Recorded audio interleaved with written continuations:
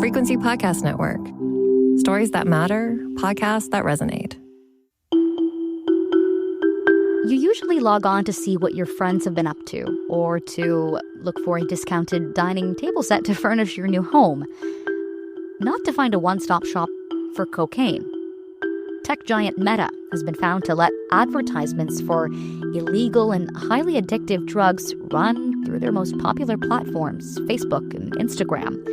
Now, although they have a no-tolerance policy for such ads, their self-checkout advertising model doesn't necessarily allow for much regulation intervention when such ads are created.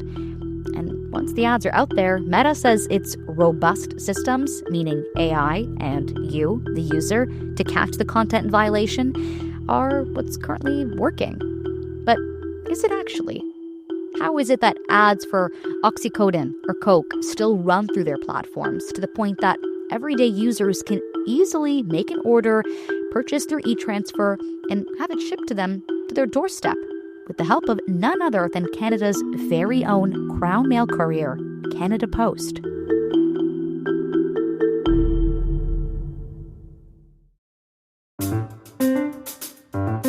I'm Maria Kestane, and today on The Big Story, we're talking to Ben Musset, a digital editor for the Toronto Star, and Omar Mosleh, a reporter for the Toronto Star.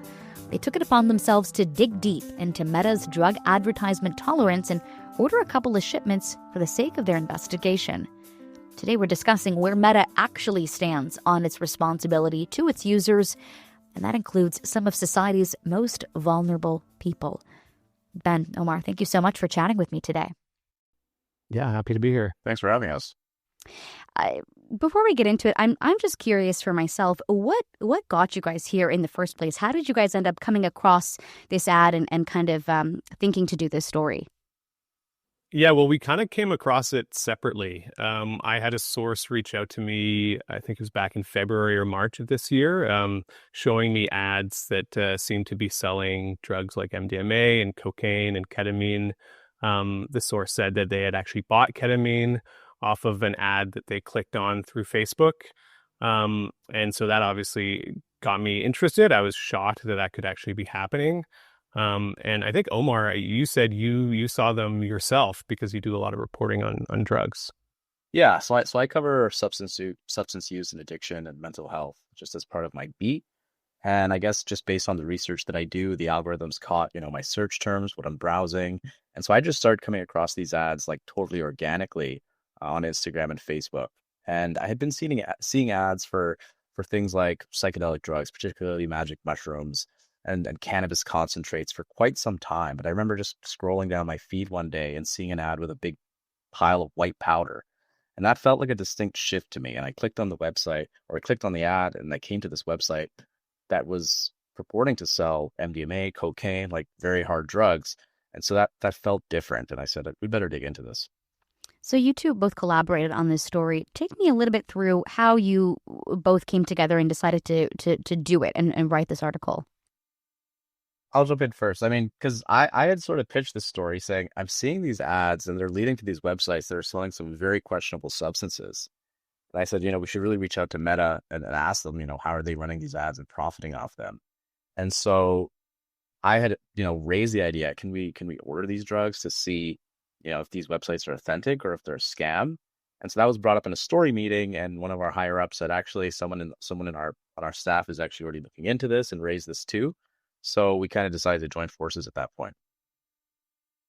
Interesting. And Ben, what was like that? What was that like for you? You were the one that was, on the story already. Yeah, I mean, I'd talked to our investigations team about it after the source reached out in the spring, and they were quite supportive of the idea of trying to see if we can order drugs ourselves. But it took quite a bit of time to figure out how to do that responsibly. Obviously, it's illegal to order illegal substances online. We don't recommend people try doing this. We just did it for journalism and out of kind of the public interests.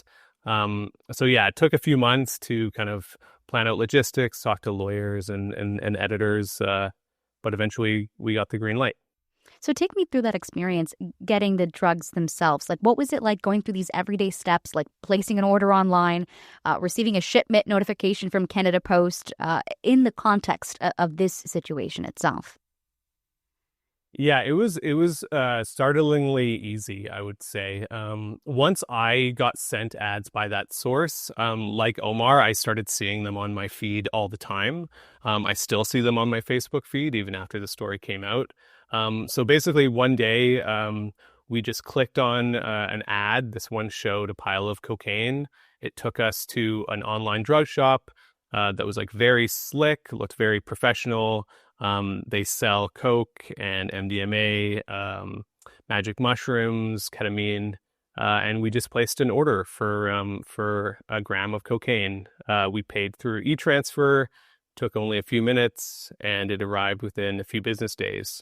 And we repeated that process with another website that also advertises through Facebook. We bought two 20 milligram pills of Oxycodone, which is a powerful opioid, and it was similar. It just took a few minutes, paid with e-transfer, and yeah, it showed up in a matter of business days. Wow.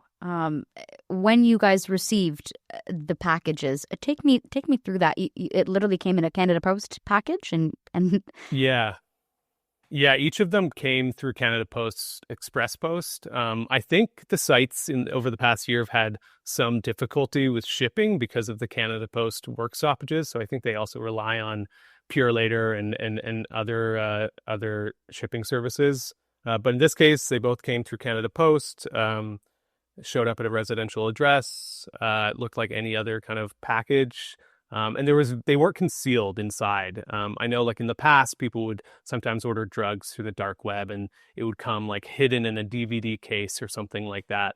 But in this case, they weren't really hiding it. The cocaine came in a little canister. It said regular Coke on it. There was an invoice that said what it was. And we ended up testing them just to make sure they were actually as advertised. And they were. It didn't appear to be any fentanyl contamination. The Coke had been buffed with something called levomisol, which is a pretty common cutting agent for cocaine. But they were mostly what they said they were. Yeah, I remember, at first I was a bit skeptical. Are these sites really real? Are they just stealing people's money? And I remember a big red flag for me was during the Canada Post strike, they posted on one of the websites saying, deliveries might be delayed due to the Canada Post strike. And I was like, well, I think we're onto something here. Right. That must have been so startling seeing Canada's Crown Mail Courier be an active agent in this process. I want to talk a little bit about Meta now. In your article, you guys do mention that Meta has no tolerance for these ads, yet reported earnings of 159 billion USD from these ads alone. That makes up 97% of their total revenue last year. In your guys' opinion, do you think Meta actually cares about what's coming in their users' feeds, considering how much it lines their pockets at the end of the day? Yeah, I mean, I would say like that total, that $1 billion total you mentioned, that's all advertising revenue from last year. They make pretty much all of their money off of ads. I think it's like 97% from last year was through advertising. And they said they have zero tolerance for these ads. When we flagged some, they took some of those down. We saw them take others down. It seems like they kind of have a whack-a-mole approach to it. Lots of ads are still slipping through. We reported on 2 different websites that advertise on Meta, and for a while they would disappear, but I checked yesterday and both were still advertising. So I don't know if I would say they don't care, but I think our reporting shows that their system of filtering out illegal material like this is clearly not working effectively. Yeah, I would add, like, I won't give my opinion on Meta, but just from some of the experts we spoke to, the general consensus was they've either created this this massive sprawling beast that they've lost control of, especially now that a lot of the enforcement is automated, or they've made a choice to just actively ignore these ads and reap the profits that they're bringing.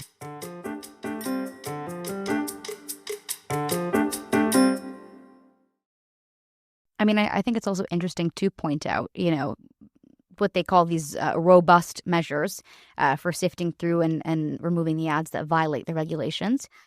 One of them being AI, and the other being the user, us. I want to touch on AI to begin with, knowing just exactly what Meta is capable of in terms of software development and making strides in the artificial intelligence space, and literally being, at the core of Silicon Valley. You'd think they'd be able to master how their AI systems can be used in their platforms. You guys also mentioned how their AI systems are able to, detect and sift through inappropriate images, child pornography, and yet here they are, in being very green and being able to sift out ads for drugs. I mean, what do you make of that?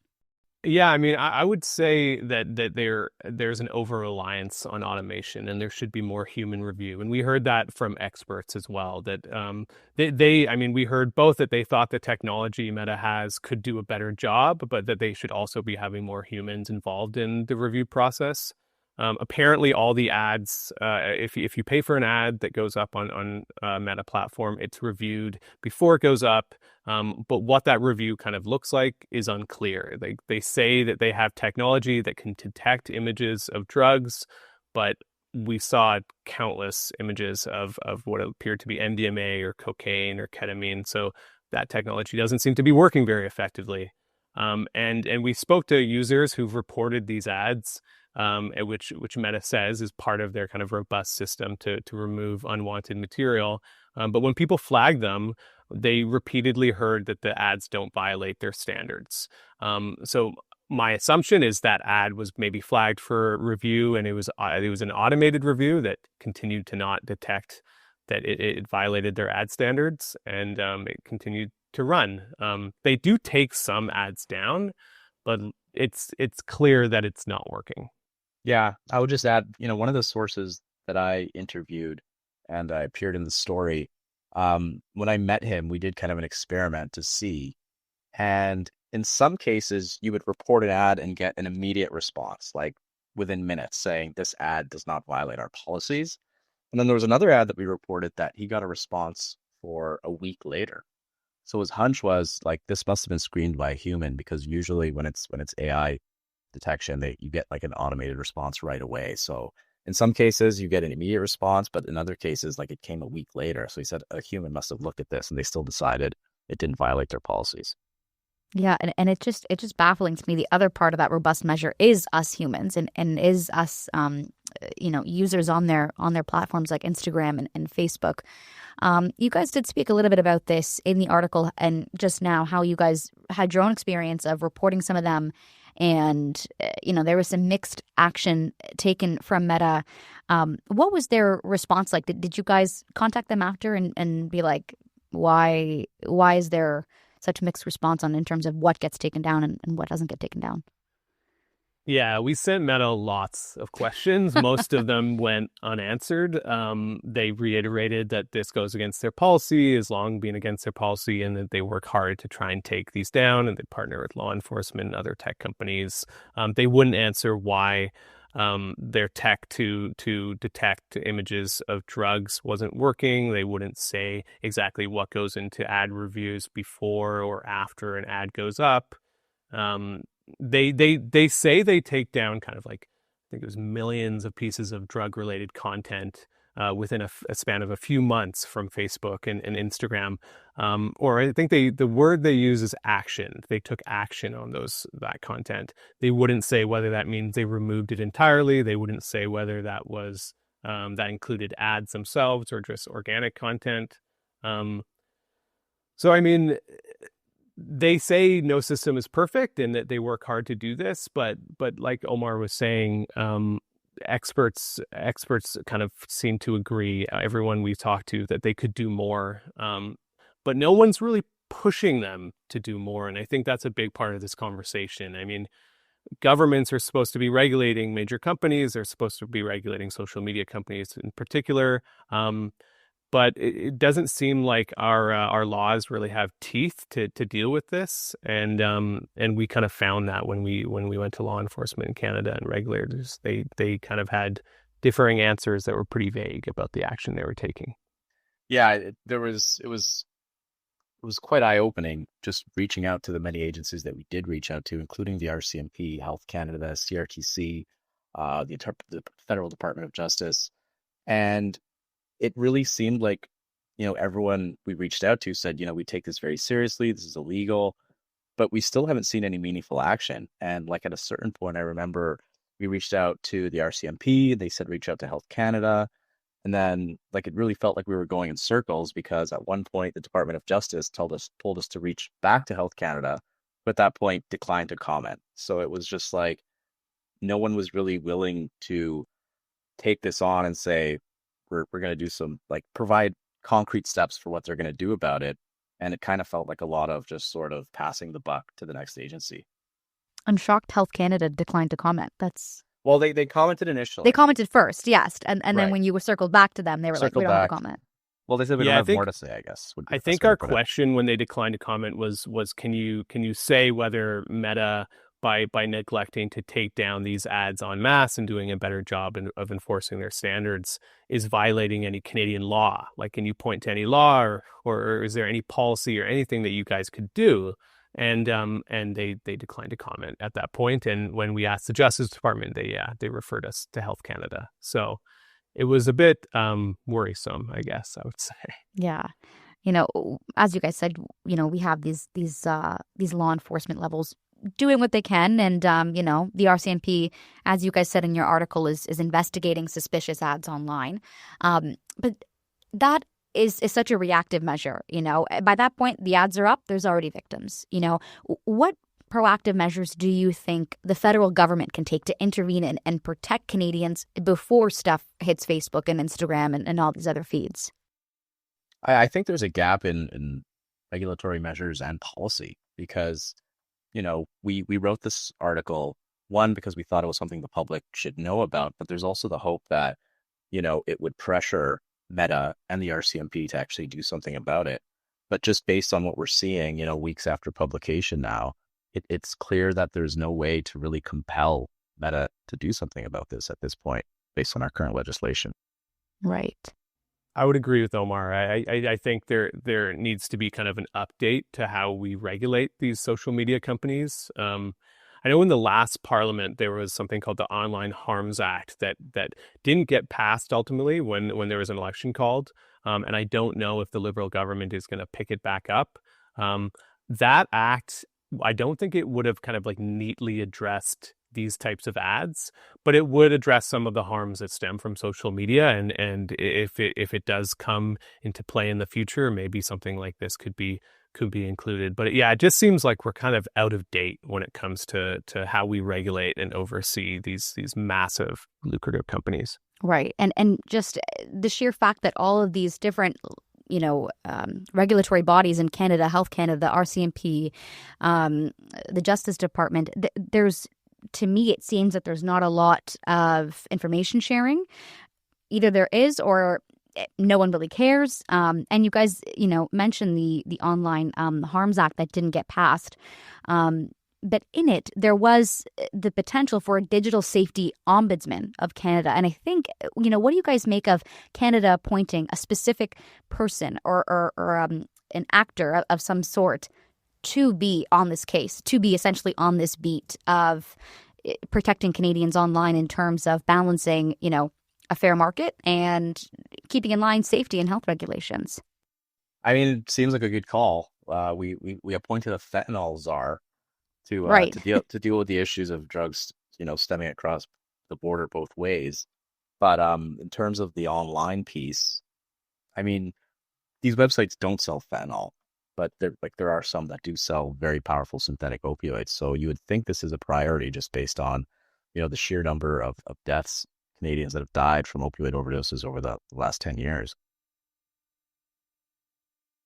Tell us about the two men that you guys interviewed for this story. You both interviewed a voice for the story, one from Toronto, the other from New Brunswick, and they shared their very sad experience with ads on Meta's platforms. Tell us about that. Yeah, I mean, I spoke to a gentleman in New Brunswick who kind of had the same reaction that I did when he saw them on his Facebook feed. He just didn't think this could be possible, that you could click on an ad right off of Facebook and order an illegal drug and have it shipped across the country. So when he did decide to order, it was kind of out of sheer curiosity, and he didn't expect anything to show up. But Oxycodone did show up. He ordered from the same site that we did. He hadn't touched the stuff in a few years. He had avoided using Oxy, but he'd had a problem with in the past. He's a fisherman, and he had hurt his back, and he decided to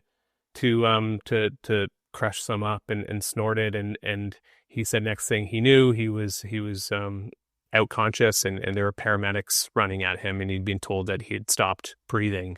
And so he believed that if he wasn't at home with his family at the time, he might not have survived. I think that shows you that it's not like these ads are just kind of like out in the ether, and who knows what the impact of them is. Like it is, they seem to be hurting real Canadians. And the toll of the ads, we don't really know exactly, but we have evidence that some people are definitely buying them and being hurt by them. Yeah, no, I think that's become really clear to us. The gentleman I interviewed, his story really struck a nerve with me, because this is a person who was really making a genuine attempt to get better and to go into recovery, and really highlighted how the lure of these ads can derail someone who's going through that process. He actually came across the ads while in rehab, and he was wondering, are they geolocating us? Because I've heard from other people in the treatment facility that they're also seeing these ads.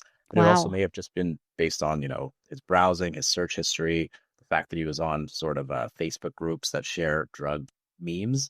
But like, he told me about how I kept seeing these ads, and it was like this thing whispering in the back of my head. And he eventually ended up ordering drugs while still in rehab, checking out early, and, fell back into the cycle of addiction. And he explained to me how, like, it's just there's this constant lure. And I think it really highlights how these ads can affect someone who's trying to get better. What's startling to me is the exposure of the ads and how they're so, just on your feed, but also just another, like, a reoccurring theme that you guys say is how easy it is to get the ads, which just makes me think of, again, Canada's Crown Mail Courier, who has their own problems right now. Canada Post. I mean, what responsibility do they have here? Have they taken any responsibility in terms of being able, being the middle person between these drug companies and these vulnerable people? Yeah, I mean, Canada Post said that they take the issue seriously, and then they work with law enforcement. They actually confiscate lots of suspicious packages every year and remove them from the mail stream, pass them on to the police. They quoted, I don't have the stat off the top of my head, but they said they removed lots of drugs from the mail stream. But ultimately, it's up to the person using the mail to to decide whether what they're mailing is legal or not. And so the onus is kind of on the user. It's hard for, I think, Canada Post to effectively police the mail, because people have a right to privacy, and there's those issues.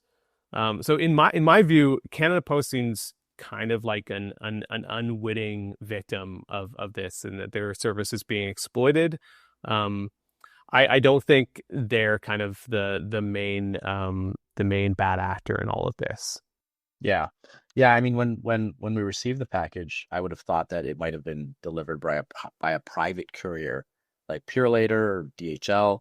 I'm not sure if this is because Canada Post is a Crown corporation, but as I understand it, you're not actually allowed to like, the people dealing with the mail aren't actually allowed to open a package unless it's been flagged as suspicious. So in some ways, Canada Post actually has more protections than a private courier, if I understand correctly. What do you think that says in terms of, I mean, I get that, like, totally, you shouldn't be sifting through Canadian mail. But then you have cocaine in your mail. I mean, it's I don't know what I make of that, I guess. It's just baffling to me that Canada Post, there's so much red tape around it that protects it in this situation. Yeah, I'm not sure, like, why, these websites chose Canada Post, but I can tell you, like, it's known that for years, like even before cannabis was legalized, Canada Post was like the primary service that was used to deliver cannabis, and it seems like they just feel like it's safer. Right. Right. To what degree you think responsibility does Meta have in all of this in terms of making sure this kind of stuff doesn't happen on its platform, while at the same time balancing, its right to a business model that is profitable at the end of the day? I mean, I think Meta holds a fair amount of responsibility. I like I said before, kind of acknowledge that they do take some ads down. They seem to take it seriously. But they're enabling the reach of these websites. A lot of people would never have heard of these sites, would never have visited them or ordered drugs if they hadn't stumbled upon them on social media. And then we heard that from experts too, right? They said like they're the ones enabling the reach, and they are profiting from the marketing money they get from these sites and to push these ads on users who, based on their data, might be interested in the product. So I would say they hold quite a bit of responsibility. But like we've said earlier in the conversation, we think the government could do more as well to incentivize social media companies like Meta to do more. All right. Ben Musset, Omar Mosleh, thank you so much for a very interesting conversation. Appreciate that. Thanks for having me. Thanks for having us.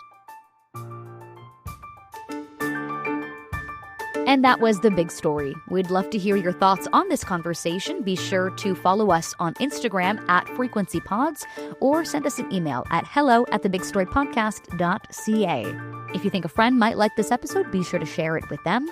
You can listen to The Big Story Monday through Friday, and don't forget our weekend listens. I'm Maria Kestane. Thanks for listening.